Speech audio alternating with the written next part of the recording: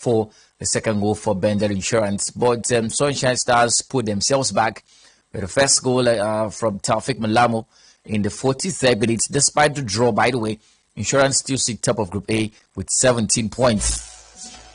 Let's look at the table after match day 7 in the NPFL.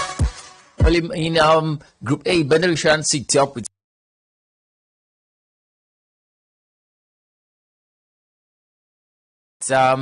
4 points separating newly promoted Bender Insurance and second place Ayimba. That's usually the chasm between Bender and the other teams this season. And of course, Remo Stars sit third with 13 points. By the way, Aqua United continue their chase for a Super 6 spot.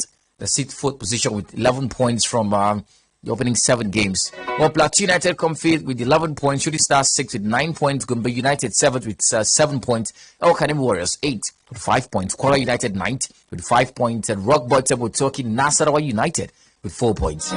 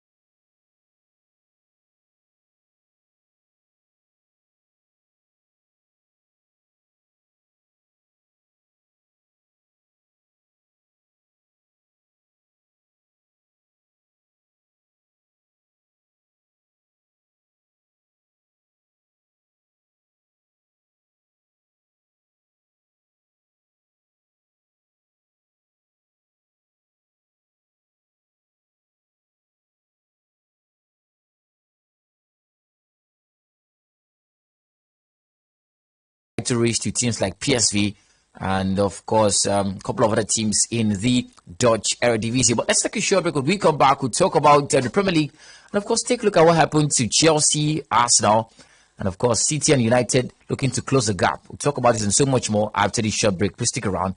Right back in a jiffy.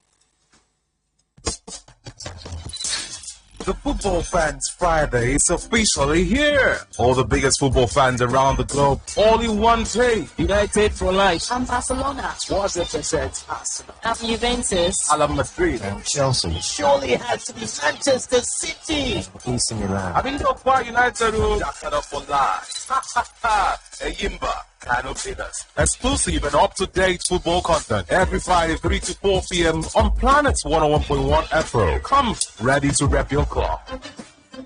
Passion, pride, platform. All that and more. Football Fans Planet.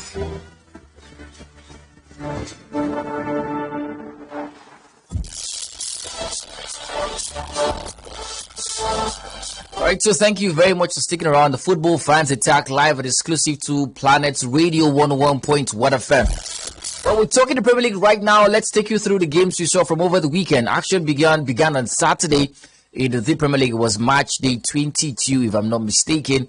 Began on Saturday, particularly West Ham played a 1-1 draw against Chelsea. Arsenal played 1-1 against Brentford. Crystal Palace played 1-1 against Brighton. Fulham defeated Nottingham Forest by 2-0. Leicester City were forward winners over Tottenham. Southampton lost to Wolves by 2-1. And the FC Bournemouth played 1-1 against Newcastle. Actually resumed later on Sunday, Leeds losing to United. And of course, it was a brilliant performance from Marcus Rashford, who has been scoring on back-to-back games for his United team. Manchester City, by the way, closed gap on Arsenal with a 3-1 victory on the night. All right, so Blyden joins the conversation. Well, Blyden, I think we should begin with Arsenal and how the performance has been so far so good in the competition. Well, first up, take us through your holistic appraisal of the game on Saturday. Arsenal playing 1-1 against Brentford. Well, let me start by saying that to many Arsenal fans, it was a shocking result. And many sporting fans all around the world who were hoping that Arsenal would show dominance against Brentford. But for me, it wasn't a shocking result because I have seen what Brentford have done this season. Quite a decent side. You need a team with energy. It ought to be Brentford. You need a team that can run 90 minutes. It ought to be Brentford. You need a team that can defend 90 minutes. It has to be Brentford. Also, talk about a list of teams Brentford has beaten this season. Manchester City, they've beaten Manchester City this season. They've beaten, they've beaten Manchester United 4-0 this season. They drew against Chelsea 0-0. Had beaten Liverpool 3-1 this season. Each other team, Tottenham, I think they drew against Tottenham. And that's basically the structure. It speaks volume about the quality of the side. But from an Arsenal point of view, I think teams are beginning to understand how to play against Arsenal. Yeah, we'll go in there. It's started at Goodison Park. Yeah, we're going to do a blind basic because Mikel Arteta uses the same team, the same 11, almost every other game. Same tactics on almost every other game. And sadly, they're beginning to look very predictable. So talk to us about the advantages or disadvantages of using the same team, the same tactics, the same system, and how this might thwart Arsenal's plans of getting to the title this season. It's basically about football the way football is. You cannot always say you can't play the same structure all the time. You have to be able to be flexible when things are hard. You change the structure. Yeah. A lot of people are really complaining about Martinelli, but for me, it's not necessarily about Martinelli's form. Here's where the problem is coming from. Teams have begun. It started at Everton because you look at it, Arsenal had such swift transition from the back to the midfield to the attack. And now teams are beginning to realize if you put the numbers into the middle, make it difficult for Thomas Partey and Xhaka to get that transition to the wingers, which is Saka and Martinelli, then you begin to have a decent game because Nketiah is not creating enough distraction up front. He's just getting into the box and trying to get the numbers, the goals, but it's not forthcoming. So when you create that disconnection between that midfield and the attack, you make it quite difficult for Arsenal to play the way they play. And when they can't play the way they ought to play with that quick transition, guess what? The psychological mentality begins to set in, which gives you an edge over Arsenal. And before you know it, bang, one mistake and it's a goal. it was that reaction from Brentford for me. Yeah. That reaction in the second half. Though there are complexities around it because a lot of people talking about VAR. Yeah, but we'll beyond come to the VAR. But beyond VAR Yeah, state, yeah. Brentford were right solid. That reaction after they conceded against Arsenal spoke volume. I think it's time. Trossard came in, got that goal for them for Martinelli. Maybe, I think it's time. Sometimes Arteta get to use three in the middle, depending on the structure of the game. I understand many Arsenal fans will say, after all, they play three with Odegaard. Odegaard is always sort of joining the attack at the edge of the box. It was their strength, but teams are beginning to realize it and close that space. When you close that space where they can get the ball to Odegaard and make Odegaard free, you make Arsenal almost toothless. We've talked about the problem, but let's talk about the solution, particularly for Arsenal. Yes, we've clearly mentioned that the problems at Arsenal and how they look predictable, but where do you think there should be tactical or personal changes at Arsenal if they really want to keep the cushion at the top of the Premier League standings? For me, I think it's all about not being predictable. Sometimes maybe you can go with three in the heart of the middle.